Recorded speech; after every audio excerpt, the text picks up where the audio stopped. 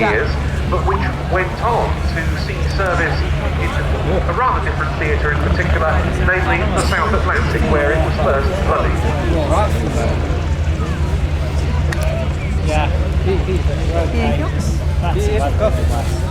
Air Force in Belgium.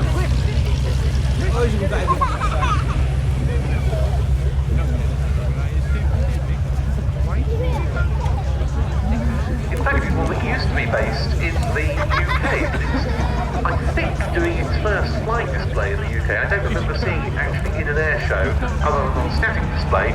At the time, it was in UK ownership, but it was getting airborne and then positioning for a sprint sequence. As meanwhile, those of you down at Crown Front can see the rather attractive red, white, and blue flight plane.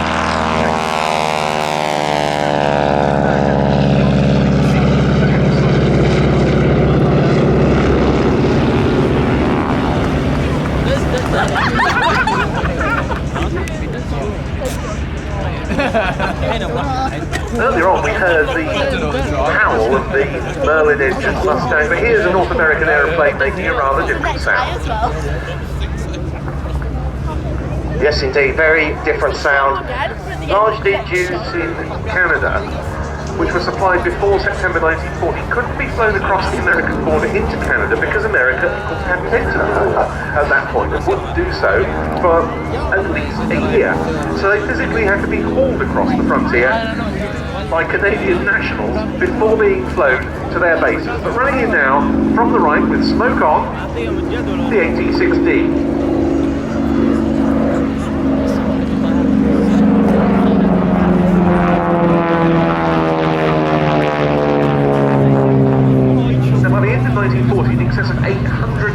Had been delivered to bases around the empire, and the President of North American Aviation, their manufacturer, Dutch Kindleberger, was congratulated by telegram by none other than Lord Beaverbrook, the Minister of Aircraft Production here in the UK, for exceeding the planned production schedule. Of course, we needed as many training aircraft as we could get to on which to school the next generation of frontline aviators, and in doing that, this aircraft was outstanding. Of course it's powerful, as I say, 600 horsepower.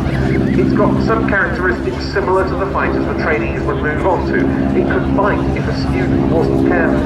For example, in terms of its stall characteristics, its certain manoeuvring, it wasn't an aircraft you wanted to be low and slow in, what Warbird pilot who's flown these extensively has said. And of course, ground handling.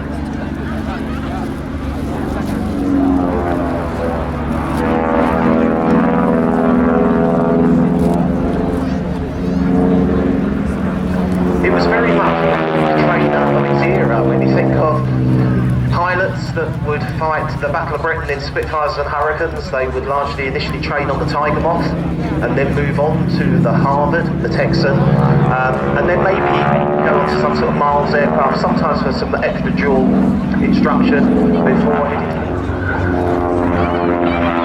That's the challenge this aircraft represented.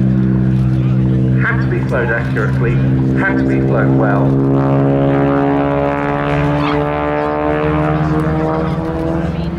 Because of course at the time there were no dual control Spitfires and Hurricanes. They came after the war.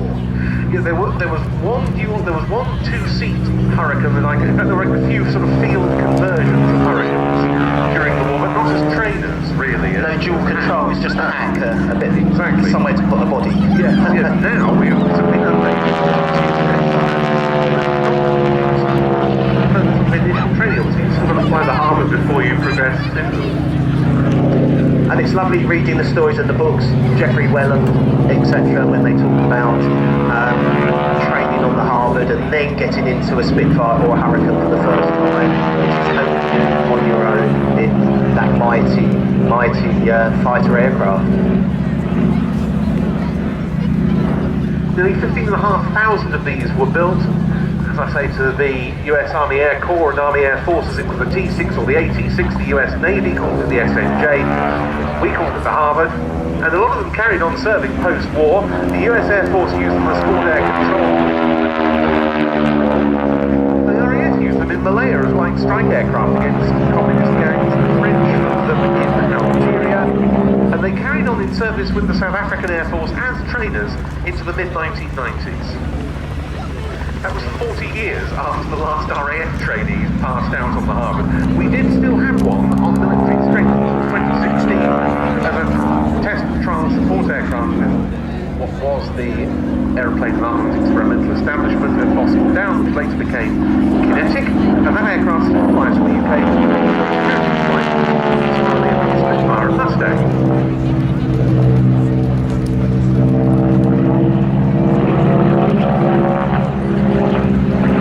And in later life, the aircraft has often been misused and repainted to represent all sorts of other aircraft. I'm thinking, of course, of the Zero, famously.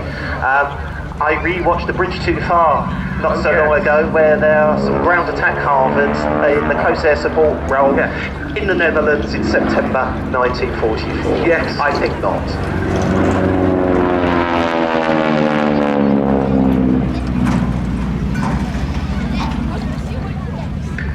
This one was built by North America, never been in greater demand post-service than they are now, because such has been the expansion of all the, like for example, the UK with the SSAC, the Safety Standards Acknowledgement and Consent Rules that permit paid passenger rides in two-seat Spitfires, the only two-seat Hurricane, Mustangs and so forth.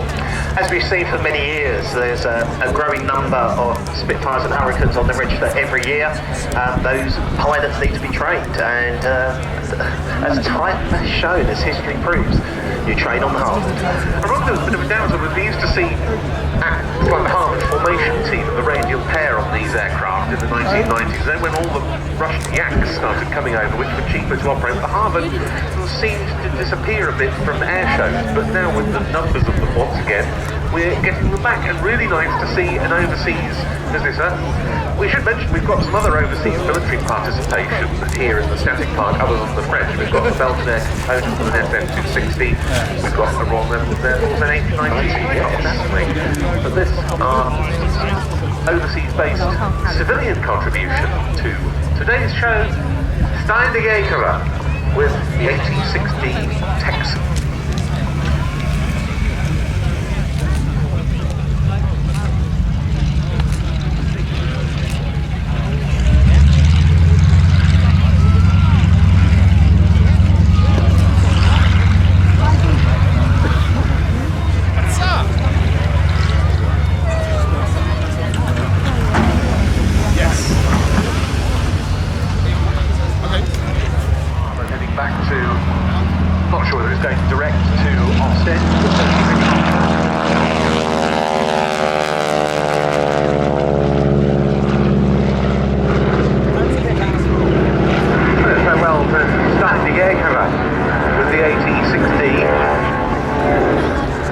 Another nice burst of radial engine sound.